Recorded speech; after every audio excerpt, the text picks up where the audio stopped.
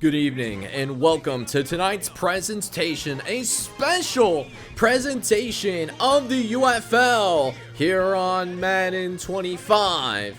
And we pick things up to where we get to the Elite 8. 8 teams remain in the UFL, but there's only 4 spots to get to the next round, to get to conference championship matchups. And so it features the Boston Mariners traveling to the Gem City to take on your Dayton Triangles here on Madden 25. It should be a good one. Hopefully you guys are excited for it. If you are, make sure you go ahead, hit that like button, hit that subscribe button as well. If you are brand new and you love the atmosphere here in New Welcome Stadium, as we are getting ready to go ahead and tip things off here in the Gem City with a trip to the conference championship officially on the line, and the wait is officially over, and we will go ahead and kick things underway here in the UFL divisional round, and the Boston Mariners will get set up at about the 25-yard line, where we will see this Boston team led by their starting quarterback, former Orlando Guardians player Trey Dubois, who's having an excellent season, but he doesn't have an excellent first drive though, as he ends up going 3 and out, and we will start at the 48-yard line, and they will see what a real offense looks like with Jonathan McGriff pushing forward for a gain of 7.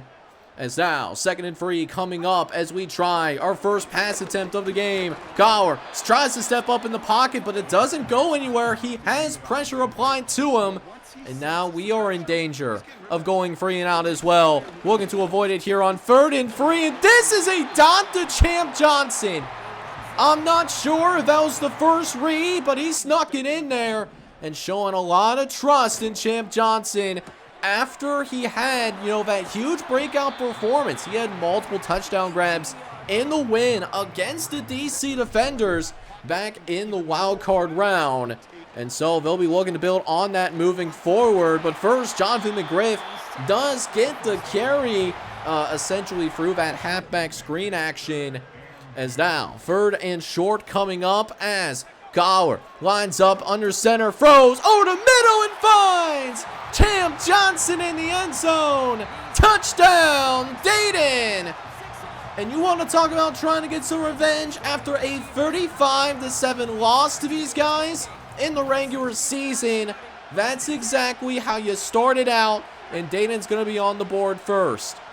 But midway through the first quarter, Travis Dubois is getting ready to go to work, and Dubois does get caught from behind. He does not pick up that first down, but you can see why Travis Dubois has been such a quality starting quarterback for the Boston Mariners this season. He has the mobility, and he's also very capable of making those good decisions as well, as he finds Paul McGahee on his first catch of the day, going for 24. So it seems like Boston is putting together a drive of their own as they'll throw over the middle on this 2nd and 10. And they will pick up the first down. We need multiple defenders to bring him down. Looks like Ty Moody and Jared Strong collaborated on the tackle as 1st and 10. They'll throw over the middle, trying to settle the play action. That was simply not a good throw for Dubois, as instead it leads to 2nd and 10. And facing pressure right away from Matt Weaver, who is able to bring the lumber. You want to talk about a great value brand, Aaron Donald. We certainly have one in our defensive tackles right here, man. Able to get that interior pressure. Leads to a 3rd and 16, where they tried to set up the screen, but not sure what happened there. Simply did not work whatsoever. And so Boston's going to have to settle for a field goal late in the first quarter of action. And so we're still going to be up 7-3. But let's see if we can go ahead and build off of that touchdown drive that we have had in our very first series. 2nd and 4 coming up. We've been running the ball well, so we try to throw on play action, but we might have led Will Hunter a little bit too far because we did not see that safety come down. And boy, oh boy, did that absolutely hurt us, because Dwight Cunningham is absolutely going to make us pay for it there, as that will set Boston up phenomenally in our territory to start the drive out. So this becomes a big drive here for the sake of momentum. Dufois with the play action, throwing over the right-hand side. He finds an open receiver before he's brought down by our CB1, Peter Townsend, but still able to get to the 25-yard line there at the same time. It's now 3rd and 10 coming up as Dubois trying to keep the drive going, but facing pressure, rolls to his left and runs into the second-year sensation, J.J. Peters. It also coincidentally brings an end to the first quarter of action as well, as it looks like we will see a Dayton lead after 1 quarter of action. So Boston will end up getting its stuff together, and they will get a field goal on the board, but it feels like a missed opportunity, however, as it does seem like they had to settle for a field goal there once again, as we will go ahead and get things rolling here with our drive, trying to take better care of the football this time around, as we'll throw on 1st and 10, trying to connect with Mitch Woodson, the rookie out of Oklahoma State, but it ends up falling harmlessly to the ground. And a couple plays later, we face a 3rd and long, trying to pick up the 1st down, and we get it with Mitch Woodson, and Woodson is actually able to find a soft spot in the coverage and is able to move the chain. So a 1st down for the Dayton Triangles.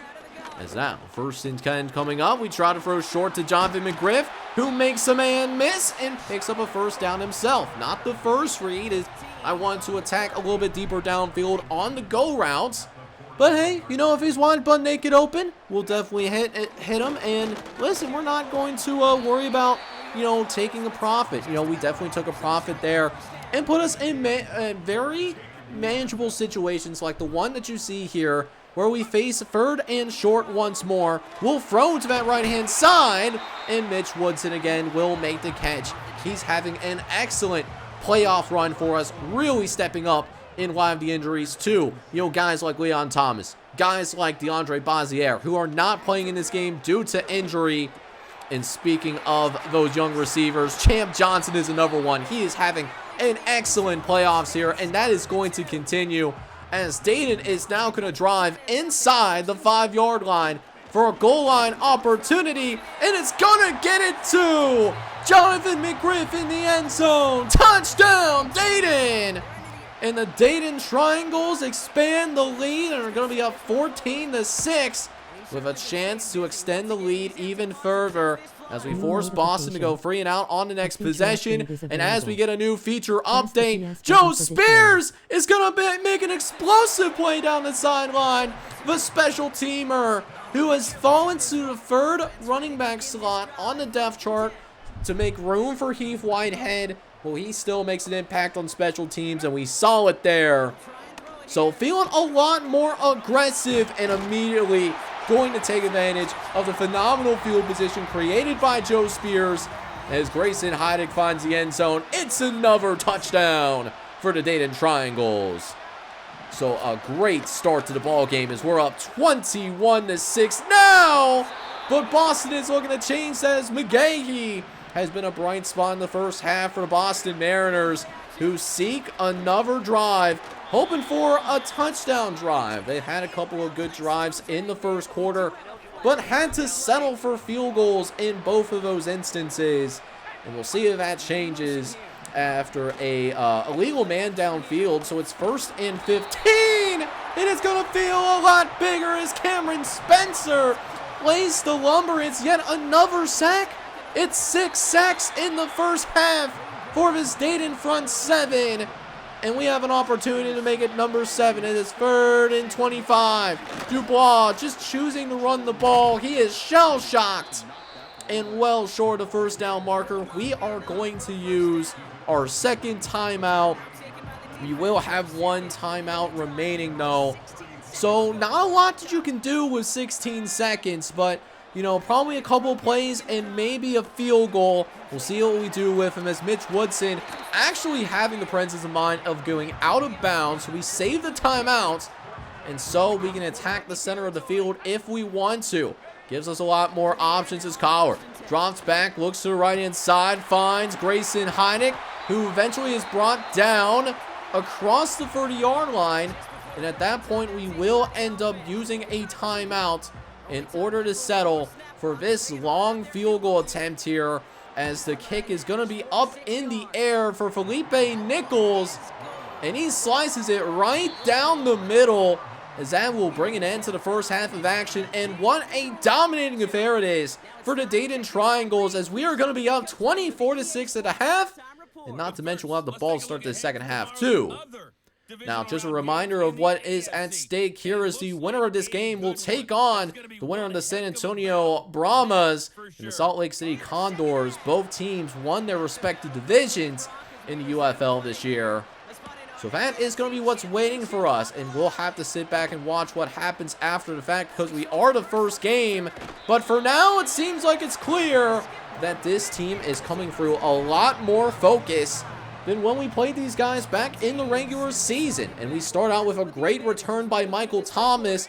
He had a really good return last game against DC and was able to set us up with great field position there. Same circumstance here. He's been doing great stuff on special teams. So now it's a 2nd and short, as this first down will carry us across midfield, and we will pick it up after a short completion to Champ Johnson. Nothing too crazy here, but we'll go ahead and move the chains for a first down before we get an absolutely massive hole created by our offensive line. That's Jonathan McGriff really going to work there across the 30-yard line, as now we're in scoring range once again. Looking over to the left-hand side, he wants a one-on-one with Grayson Heineck, and he drops it. Grayson Heineck had a touchdown. He had it in his hands, but could not bring it in, no. And instead, it's going to be 3rd and 9. Gower wants the one-on-one on the outside. He was looking for the veteran Will Hunter, but just couldn't get enough separation. And after such a promising drive that started on the 42-yard line, we had to settle for a field goal. But nothing to worry about here, though, because we will force a free and out on the next possession. And so we'll get things started here not too long after. We'll pick things up about midway through the 3rd quarter as we try to move the chains here for the Dayton Triangles. And this is how you do it here. A nice crack toss over to the right-hand side. Wanted to kick it to the inside there because there was a bigger hole. But because of pressure from the inside, had to go bounce it outside a little bit more than I wanted to ensure that we picked up that first down. But alas, we are across midfield officially. And at this point, we don't make a great decision here. Collar was going to have a man open, but he drifted right into the pressure, though. So we take a massive loss as a result of it. And it now makes this 3rd and 13. Not a spot that you want to be in, but a spot that we are going to have to deal with. Thankfully, Mitch Woodson is able to make a nice play and makes the division, at least gives us a chance to decide if we want to go for this or we want to simply try a long field goal. And as the great Uncle Sam's once said, scared money don't make any money. We're going for this 4th down, and Collar is going to be successful in picking up the first down as well, as he finds Grayson Heineck. So we will be able to keep the drive alive, business as usual, as we'll go ahead and throw to the right-hand side. The Champ Johnson, who was open on that RPO there, had to take advantage, as that will now take it across the 25-yard line. As now 1st and 10 coming up. Collar runs up the middle and finds some breathing room. Able to get skinny there when trying to go in between the offensive tackles, as it sets up yet another goal line opportunity. So now 1st and goal from the 9-yard line, as Collar is in the shotgun. They send the pressure, but well, know what? We're going to trust a champion in Champ Johnson, the 2nd-year player out of Mississippi Valley State. And the Delta Devils product will now make it a 34-6 game. It has been yet another round here in the UFL playoffs.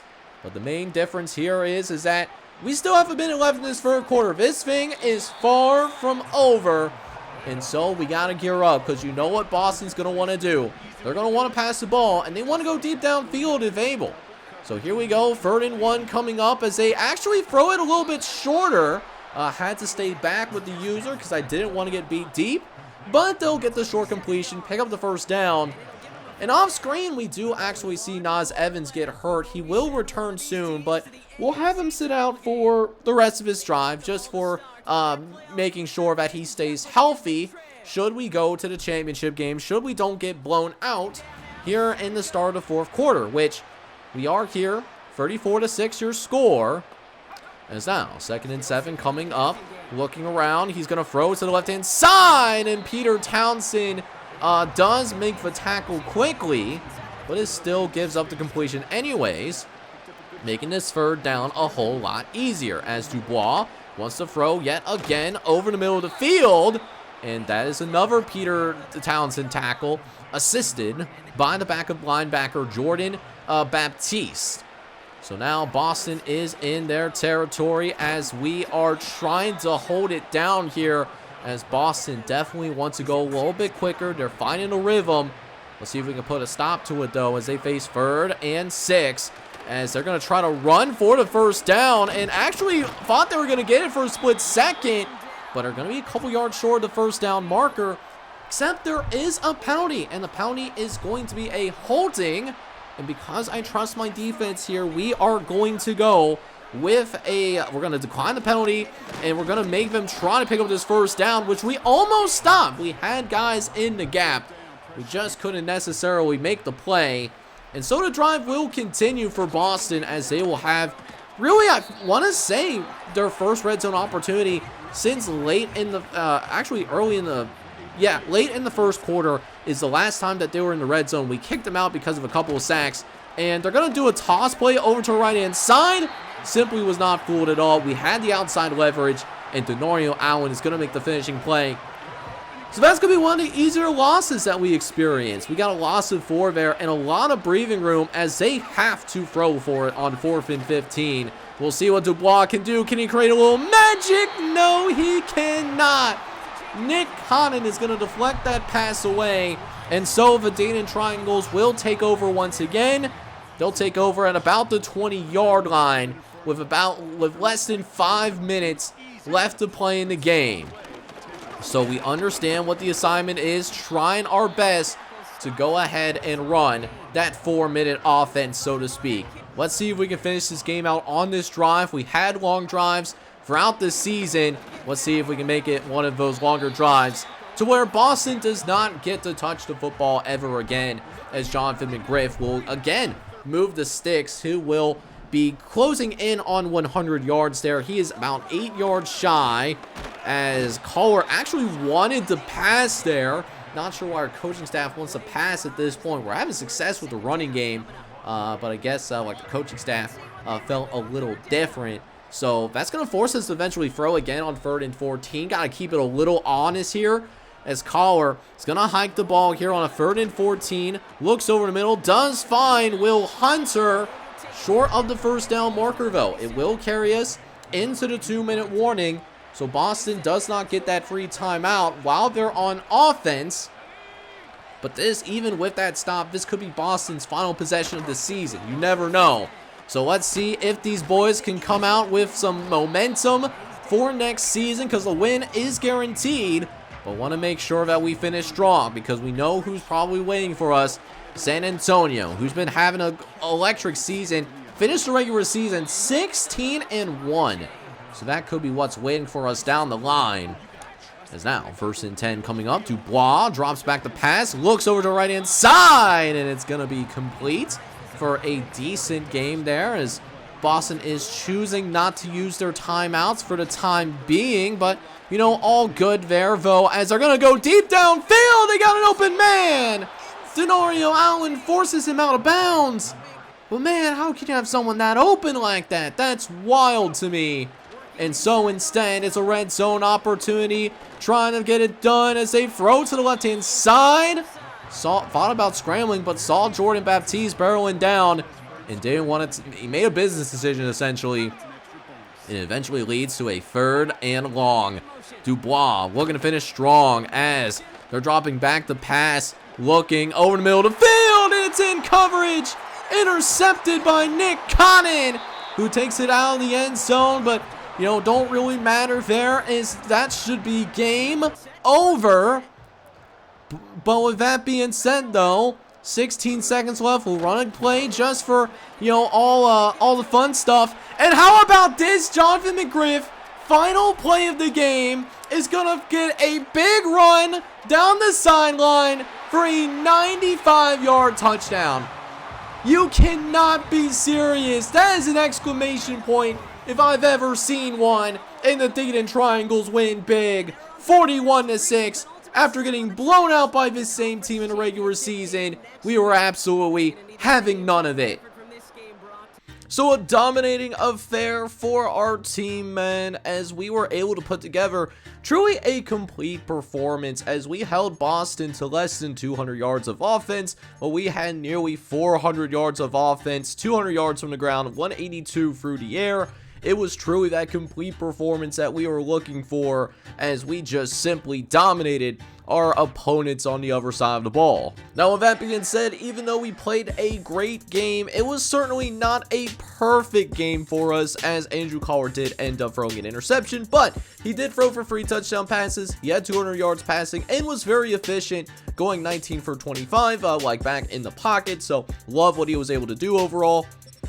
For the ground game, Jonathan McGriff had a massive day with 21 carries and 186 yards and 2 touchdowns. Granted, half of those runs came in really a carry that really shouldn't have happened. Might have been better to do the kneel down, but we gotta let people know that we are not a team to be messed with. Receiving wise, Champ Johnson really stepped up in this one. He had a couple grabs in this game, going 7 catches for 73 yards. Grayson Heidig was also able to find the end zone as well, and once again, the rookie in Mitch Woodson, he put together a nice performance. 4 catches, 47 yards. Really could not complain about what these young receivers are doing. They're certainly stepping up and helping in getting the job done. But of course, it helps when you have a touchdown defense like we have here in Dayton. And Peter Townsend was the guy leading the way. He was flying all over the field, 11 tackles with a pass deflection as well. Niles Cotton was also flying back there in the secondary with 7 tackles, a TFL, and of course the interception to help make sure that we kept Boston out of the end zone in this entire bowl game. But the biggest story has to be our defense, absolutely. JJ Peters was insurmountable. He had 3 sacks in this game, and then his linebacker mate Cameron Spencer, he had 2 sacks. Daryl McLeod was also able to get a sack and a half, and Matt Weaver, the steady veteran, was able to get half a sack. Really a great performance all around, and it makes me feel very confident going into the championship game, the conference championship game, regardless of who we go up against. So right after the game, we actually do also get an upgrade for one of our guys in JJ Peters. Now, JJ Peters, is now up to an 89 overall, and we could make him up to possibly a 90 with this win. I'm going to go ahead and give him the run stopper upgrade, as he does make it more of a scheme fit, and he now is officially a 90 overall. He gets a +3 to awareness and a +2 to hit power. JJ Peters becoming an extremely dangerous linebacker, not only for our team, but for the UFL as well. Now, our performance was able to get us not 1 player of the week, but also 2 players of the week, actually, as both Jonathan McGriff and JJ Peters were named players of the week within our conference. So you absolutely love to see that. Over on the NFC side of things, Skinks, the outside linebacker for Louisville, was the defensive player of the week with 10 tackles and an interception. And then Vincent Stanley, the quarterback for the Chicago Enforcers, he is the offensive player of the week with 4 total touchdowns and also more than 260 yards of total offense as well. Alright, so let's go ahead and now check what's going on throughout the rest of the UFL playoffs. And on our conference, it has honestly been pretty chalky, right? There has not been a single upset in our conference as the San Antonio Brahmas also dominate against the Salt Lake City Condors as the Brahmas win 30-9, being your final score. But over in the opposite conference, however, things get a lot more interesting. We actually have a lot more upsets over in this conference, and that will continue in the divisional round as well. The Chicago Enforcers were able to drive into the Charlotte Stadium, and they take down the #1 team in the NFC 28-25, and they're not going to be hosting that NFC Championship game. Instead, it looks like it's going to be the Philadelphia Stars as they handle business as well, winning by 2 touchdowns against the Louisville Thoroughbreds. So Philadelphia will move on, and because Chicago was able to beat Charlotte on the road, then it'll be this Philadelphia Stars team that will be hosting the Chicago Enforcers in the NFC Championship game to play for an opportunity to play for the UFL Championship. So for all intents and purposes, at least in my mind, this right here is going to be this is the championship game in my mind, because whoever wins this game is going to be favored to win the UFL Championship game, and it's going to be a doozy.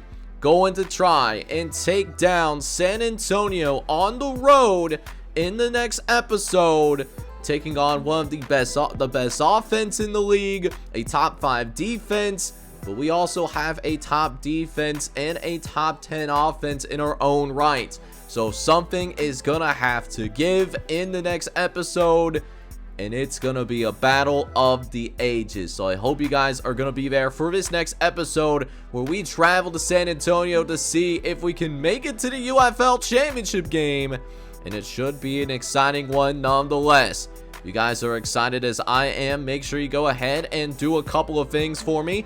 Hit that like button, and then also hit that subscribe button as well if you happen to be brand new. AFC Championship game coming in the next episode. And with that being said, this is John J Gaming on the mic signing off, but hope you guys are all out there having a good one. Take care, everybody.